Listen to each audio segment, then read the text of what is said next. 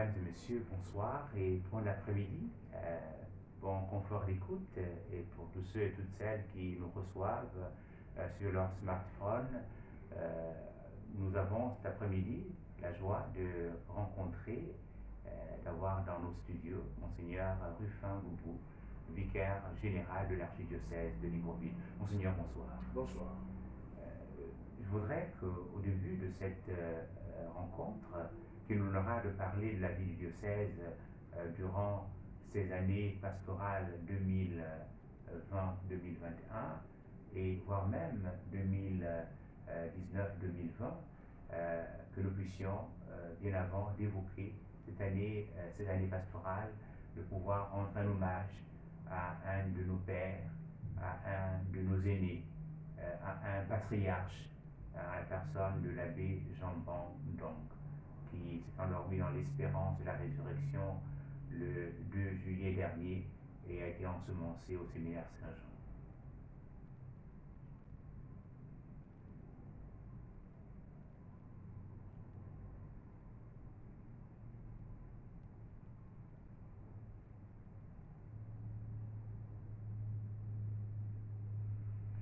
Que par la miséricorde de Dieu, les âmes des fidèles défunts, particulièrement de l'abbé Jean-Ban, gagnent reposer en paix. Amen. Monseigneur, nous sommes au terme d'une année pastorale, une année au cours de laquelle vous avez, comme vicaire général, accompagné Monseigneur Jean-Patrick Baba. Je voudrais que nous puissions parler de l'action pastorale depuis l'arrivée de Monseigneur Jean-Patrick Baba, depuis qu'il nous a choisi comme vicaire général, et que malgré la pandémie de la Covid-19, une année, un plan pastoral s'est mis en place et un conseil post-général a eu lieu et une nouvelle année pastorale a permis d'achever une commencée avec le Seigneur Basile et qui a vu l'acceptation de la prononciation de Monseigneur Basile et ensuite pour prendre un temps de repos comme le stipule le code canonique, à l'âge de 75 ans, l'évêque catholique fait sa démission et le Saint-Père d'accepter d'intervenir l'année même, une année après, ou 2 ans ou 3 ans, et ça a duré 4 ans, comme disait Monseigneur Basile. Nous avons beaucoup attendu. Et donc là, nous sommes avec Monseigneur Baba. Cette année pastorale, avec la fermeture des églises, la réouverture des églises a donné d'achever l'année pastorale par la célébration des sacrements au mois de décembre et avec la visite dans les paroisses de l'archevêque pour conférer le sacrement de la confirmation. Et nous parlerons aussi de la deuxième étape de confirmation pour ce qui a été l'année pastorale 2020-2021.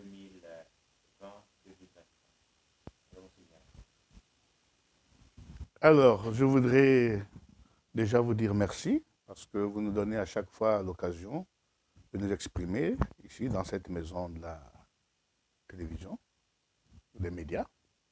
Vous nous donnez l'occasion de nous exprimer et puis de dire un mot au peuple de Dieu qui est dans la société Libreville principalement. Et comme vous l'avez souligné, cette année était une année difficile. Nous avons été nommés en octobre dernier et nous avons commencé aussi l'année pastorale avec toutes les difficultés, notamment la pandémie. Mais il y avait beaucoup de défis à relever. Il fallait, dans l'esprit de continuité, achever l'année pastorale 2019-2020. Et nous savons que cette année aussi a connu beaucoup de difficultés, toujours à cause de la pandémie. Et donc, il nous fallait faire un programme pour achever cette année 2019-2020. Nous avons donc, au début de l'année pastorale, après le conseil, et après la retraite avec tous les prêtres, après la réunion de tout le presbyterium, invité les curés les uns les autres à tout faire pour que les sacrements soient administrés avant la fin du mois de décembre. Ce que ces derniers ont fait, et tout de suite après, nous avons établi un programme pour les confirmations dans tout le diocèse. Ce programme a duré 2 mois et demi, nous avons réussi ainsi donc à achever ou à clôturer l'année pastorale 2019-2020. Et immédiatement, il fallait enchaîner avec l'année 2020-2021, avec les inscriptions dans les paroisses pour les années de catéchèse, et puis la formation des jeunes. Et puis, depuis le 1er mai dernier, nous sommes passés à la confirmation de ces candidats pour l'année 2020-2021. Et ces confirmations ont eu lieu dans tout le diocèse pendant 2 mois et demi. Donc, du 1er mai jusqu'au 20 juin, c'était la dernière date des confirmations. Et au terme de ces confirmations, naturellement, nous sommes passés un peu à la clôture de l'année pastorale, mais avec, comme vous l'avez vu, à la paroisse Cœur Immaculé de Marie, les ordinations diaconales et sacerdotales de 14 jeunes. Et ainsi donc, nous avons plus ou moins clôturé l'année, sauf qu'après, nous avons ouvert aussitôt les retraites annuelles des prêtres. Et il y a eu 2 groupes, parce que le presbytérium est nombreux, ils sont nombreux. Et donc, c'est divisé en 2 groupes. Et les 2 retraites sont allées du 4 juillet au 11 juillet, du 11 juillet au 17 juillet. Et donc, après les 2 retraites, comme vous l'avez bien vu, juste vers la fin de la 2e retraite, Monseigneur l'archevêque a communiqué les affectations pour l'année pastorale 2021-2022 avec des précisions claires, c'est-à-dire que celui qui est nommé est là pour un mandat renouvelable une fois, un mandat de 3 ans, renouvelable une fois. Et donc, au terme des affectations et de la retraite annuelle, les prêtres sont aujourd'hui en vacances. Donc, chacun essaie d'organiser son temps de vacances avant de reprendre l'année pastorale 2021-2022 à la date, d'abord par rapport aux affectations énoncées, c'est-à-dire le 10 au plus tard, le 10 septembre. Mais cette date a été donnée et ce temps de 2 mois libre est donné pour que les uns et les autres puissent déjà être en mouvement et regarder les paroisses. Voilà, donc c'est un peu cela. Mais tout cela, on a essayé de le vivre très difficilement avec la pandémie. Il y avait beaucoup d'exigences. Il fallait tenir compte de tout ce qu'on nous recommande, notamment les mesures barrières et tout ce qu'il y a autour. Mais nous sommes arrivés quand même à notre terme. Et pour moi, c'est une année qui était difficile, lourde, mais plutôt une mission accomplie, une année satisfaisante dans l'ensemble. Parce que le programme qu'on a essayé d'établir au début de l'année, on l'a respecté. Et à côté de cela, notons qu'au début de l'année, après la rencontre avec tous les prêtres au foyer des charités, eh bien, on avait décliné le thème de l'année pastorale, la vérité vous rendra libre. Nous avons donné des pistes de réflexion et au cours de l'année, de nombreuses paroisses, des communautés, des doyennés ont réfléchi sur ce thème et nous avons reçu déjà beaucoup de retours et nous attendons encore d'autres retours par rapport à ce thème de l'année pastorale.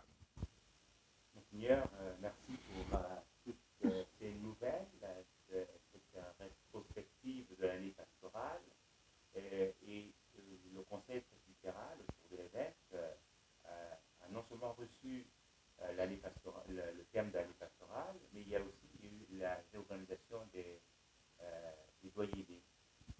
Oui, en effet, on a réorganisé les doyennés, on a ajouté au doyenné Saint-Jean-Paul II, on a réorganisé les commissions en lien, en référence aux commissions de la conférence épiscopale, qui sont de 12, et dans le diocèse, nous sommes descendus à 8 en essayant de compiler certaines commissions. Et sur les 8 commissions, elles sont sous tutelle de chaque vicaire épiscopal. Le vicaire épiscopal, donc, il y a 2 commissions, et puis le vicaire général aussi a 2 commissions. Donc, les 8 commissions ont comme responsable, comme coordinateur, soit le vicaire général, soit un des vicaires épiscopaux, pour coordonner ces commissions. Mais après, il y a des prêtres, des religieux, des laïcs qui sont responsables, qui font partie des bureaux de ces commissions. Par exemple, la commission communication, donc c'est la gestion au quotidien, est coordonnée par Monseigneur Lionel Mouloudi, Exact. qui est vicaire épiscopal. Voilà, c'est un peu la nouveauté pour avoir un regard de l'évêque sur le fonctionnement de ces différentes commissions. Notons aussi qu'il y a dans les charges nouvelles, je viens de lire Monseigneur l'archevêque, le souci de l'archevêque d'avoir des vicaires épiscopaux autour de lui. Pour être vicaire général,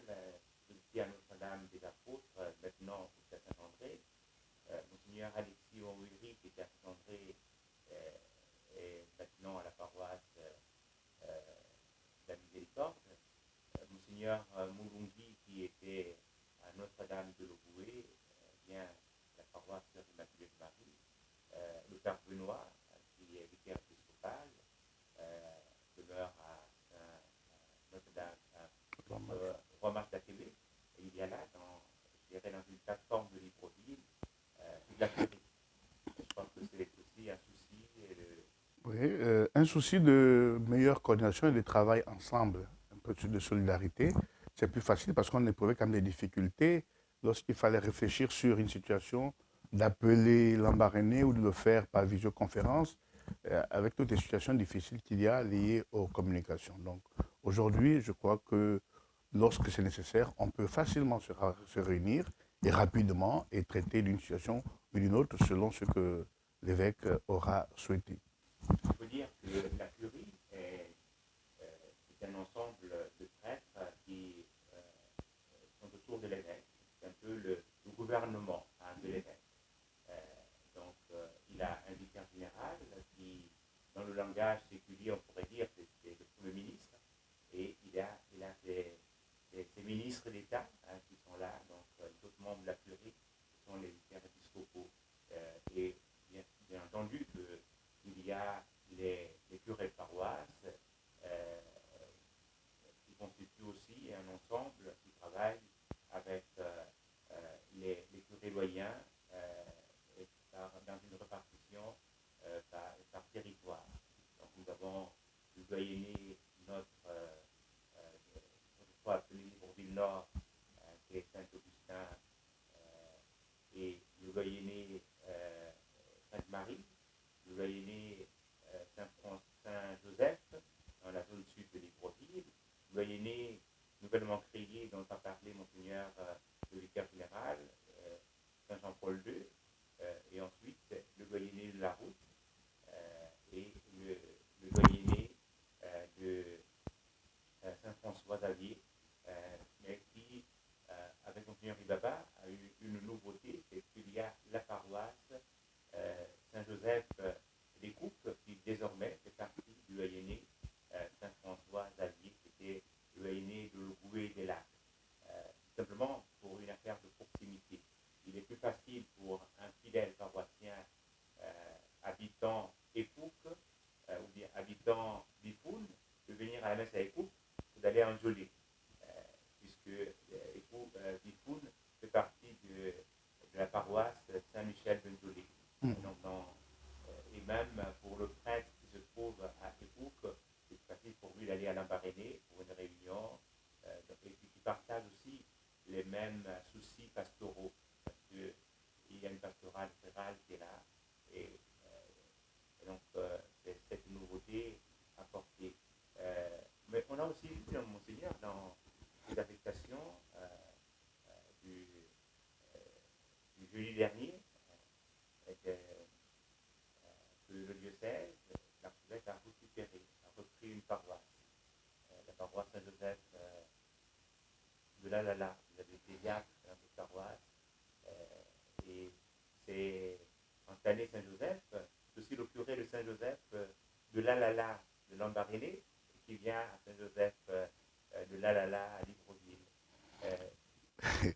Alors, non, je ne pense pas que l'archevêque ait vu tous ces éléments, mais c'est bien que vous puissiez vous-même les faire ressortir. Oui, donc dans le souci en lien avec la congrégation du Saint-Esprit, nous avons pensé que bon, il pouvait nous céder la paroisse Saint-Joseph de l'Alala à la demande de Monseigneur l'archevêque. Il faut noter que aussi aujourd'hui le presbytérium s'agrandit. Malheureusement, les paroisses ne suivent pas forcément, mais c'est un autre défi d'essayer de construire des paroisses parce que les jeunes arrivent et ils sont nombreux. D'ici quelques années, le nombre va doubler peut-être. Et donc, la congrégation du Saint-Esprit a accepté de nous céder la paroisse Saint-Joseph de l'Alala. Et donc, nous avons affecté effectivement 3 prêtres, 2 résidents et un qui est dominical, pour faire vivre, pour continuer dans l'esprit des prédécesseurs, cette communauté Saint-Joseph de l'Alala, qui est une communauté assez vivante et qui, j'espère, a bien accueilli ce changement. Et il y a aussi une remarque, c'est que l'Embarrané se trouve avec les curés tout à fait nouveaux. C'est-à-dire les 3 paroisses que nous avons à l'Embarrané, que ce soit Saint-Joseph de l'Embarrané, l'abbé Méry, il a été autrefois curé à Saint-Paul-de-Longvillard, après un séjour à Rome, à la Glorienne, il revient et il est à la paroisse Saint-Jean-Baptiste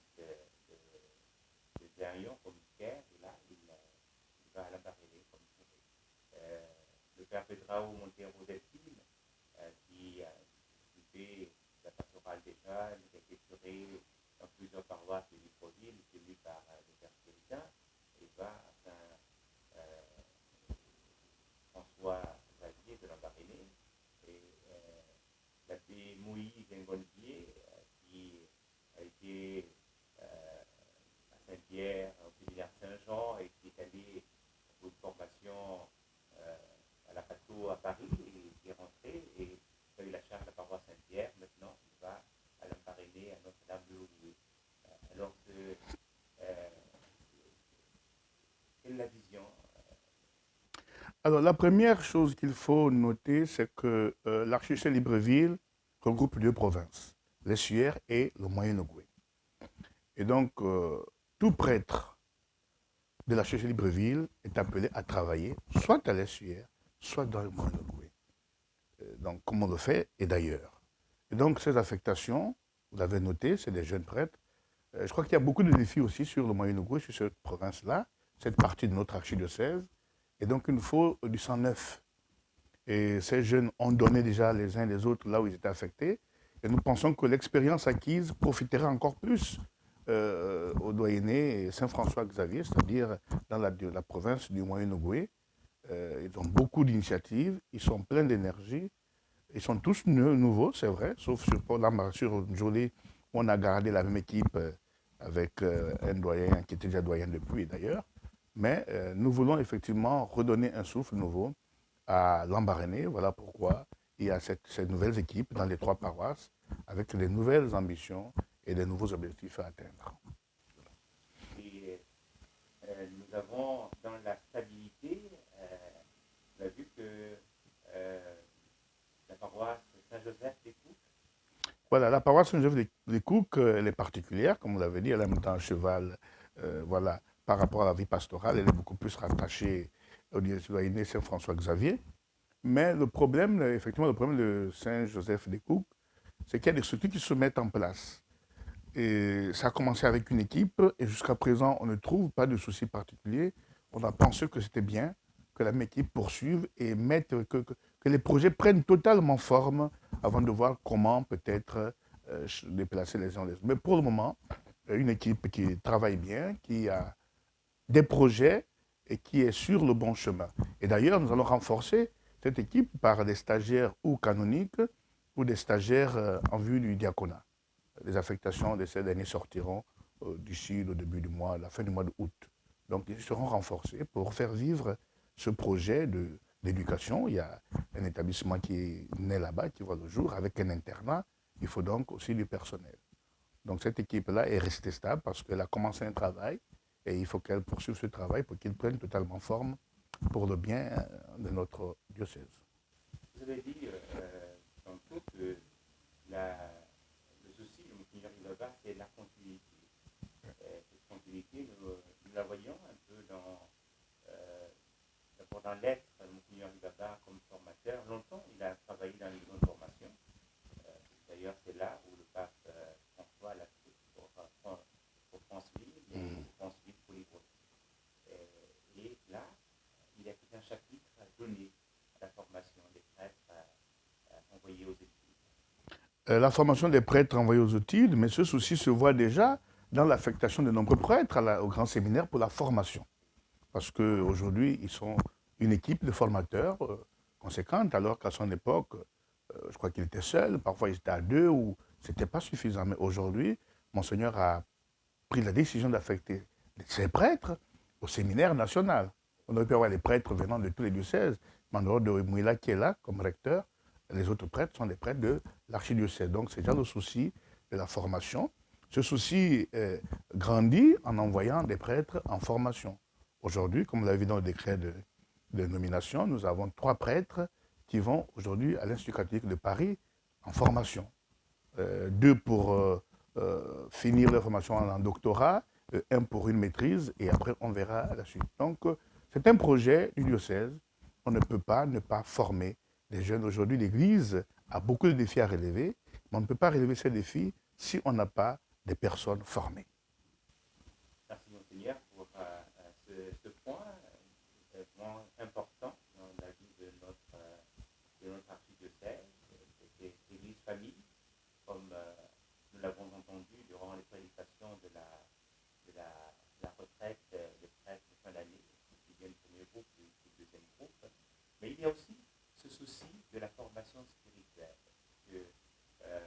commence avec une retraite spirituelle, elle se conclut avec une retraite spirituelle aussi, et elle est ponctuée l'année par des temps de recollection, le premier lundi de chaque mois. Voilà, effectivement, l'aspect spirituel est au centre de chaque année pastorale. Et comme vous l'avez dit, en début d'année et en fin d'année, mais au milieu, nous avons tous les mois une retraite, une recollection de tous les prêtres.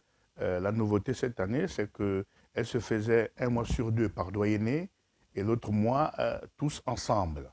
Et donc, on a pu effectivement alterner comme ça. Le souci était que chaque doyenné, que les agents pastoraux de chaque doyenné se connaissent mieux. Et ensuite, on se retrouve tous pour une réunion, pour une recollection pour toute l'archidiocèse de Libreville. Et cela, toute l'année, c'était un mois sur deux. Et nous pensons que c'est une bonne expérience, qu'il faut recommencer. De toute façon, tout le monde en sort grandi lorsqu'il s'agit de cela. Donc voilà un peu aussi le souci du point de vue spirituel, effectivement. Et voilà. Pour permettre à nos directeurs de savoir un peu ce qui se passe durant une journée de recollection. Alors la journée de recollection, voilà, c'est une journée de prière. Et donc nous commençons généralement à 9 h avec la prière du milieu du jour. Ensuite, il y a un enseignement qui est donné par un prêtre, qui est programmé longtemps à l'avance, naturellement. Après l'enseignement, il y a un temps de méditation personnelle. Après le temps de méditation personnelle, plus confession pour ceux qui le désirent. Après ce temps de méditation et de confession, eh bien, nous nous retrouvons à la chapelle pour la récitation du chapelet ou l'adoration du Très Saint Sacrement. Et au terme de la récitation ou de l'adoration, nous avons la célébration eucharistique. Après la messe, nous nous retrouvons pour le repas. Et parfois, on peut glisser quelques annonces, mais c'est une journée de spiritualité. Après le repas, eh bien, chacun peut repartir tranquillement dans sa paroisse. Voilà. Et cela, nous l'avons vécu en doyenné, nous l'avons vécu de manière collective pour tous les prêtres de l'archidiocèse, qu'ils soient religieux ou séculiers. Et nous avons aussi, nous nous sommes donnés de vivre cela aussi dans la tradition du mois de mai, oui. À Lambaréné, tout à fait. Aux confrères qui souvent viennent, on parle de l'intérieur, comme si Libreville était à l'extérieur. Sans doute c'est un usage que nous avons eu du fait des vols. Oui. Il y avait les vols intérieurs voilà, et les vols internationaux. Donc, à l'art de l'intérieur, ils viennent de l'intérieur. Et donc, ce sont les occasions pour être, comme disons le cœur général, du fraternel. Voilà, donc il y a eu cette rencontre Lambaréné, comme chaque année d'ailleurs. Et puis, la dernière rencontre par doyenné, c'était effectivement la journée de sanctification des prêtres. Voilà, avec le Sacré-Cœur de Jésus, que chaque doyenné a organisé dans son doyenné, avec le canevas habituel. Et voilà, donc c'est toujours une bonne chose de finir l'année pastorale en se sanctifiant à l'image du cœur de Jésus. Tout à l'heure, vous avez parlé des jeunes, des séminaristes qui vont aller en année pastorale. Parlant des groupes, je voudrais, en ma qualité de responsable de notre groupe des médias, remercier l'archevêque et par votre entremise, parce que nous avons accueilli ici, depuis l'année dernière, des jeunes, Jean-Pierre, qui était là l'année dernière, Pedro. Cette année, on a Samuel et Joris qui sont là en stage. Déjà, je les ai eus en classe, en politique, dans le cadre du cours de la communication. Et là, ils font la pratique. Mais voilà, je crois que c'est le souci, effectivement, voilà, de la théorie à la pratique. Et pour donner aussi à ces jeunes le goût, l'envie voilà, parce qu'après, tu ne vas pas rester seul aux médias, il faut toute une équipe, on a besoin du personnel. Et en passant par ici, chacun essaye de voir s'il peut s'accrocher. Et puis après, on verra. C'est très important. Donc voilà, ces jeunes sont là, c'est bien, prenez-en soin. De toute façon, je pense qu'ils sont contents. De toute façon, avec vous, ils le sont déjà. Voilà. Depuis le mois d'octobre, Monseigneur a envoyé la plus haute croix, qui était 4, et là, c'est le 26 juin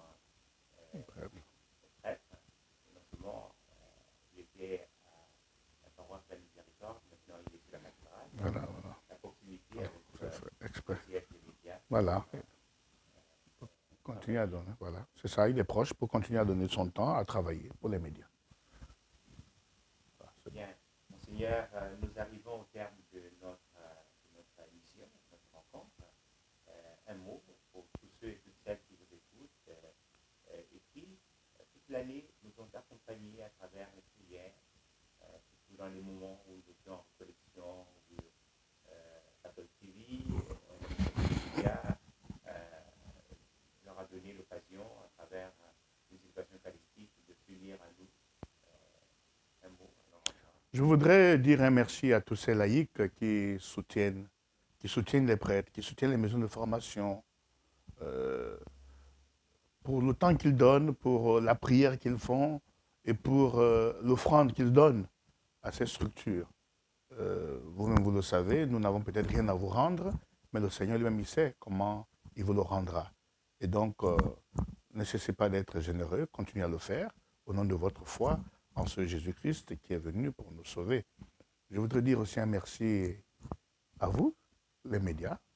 Vous êtes présents dans tous les événements du diocèse et cela permet d'expliquer, d'exprimer outre-mer, ailleurs, ce que nous vivons ici dans notre archidiocèse. Nous vous disons merci. Nous savons que vous travaillez avec les moyens de base, mais moyens de bord, mais ces moyens essayent quand même de dire qui nous sommes. Nous vous remercions vous aussi, parce qu'on oublie souvent les médias, mais c'est vous qui êtes notre porte-voix au-delà de là où nos voix ne peuvent arriver.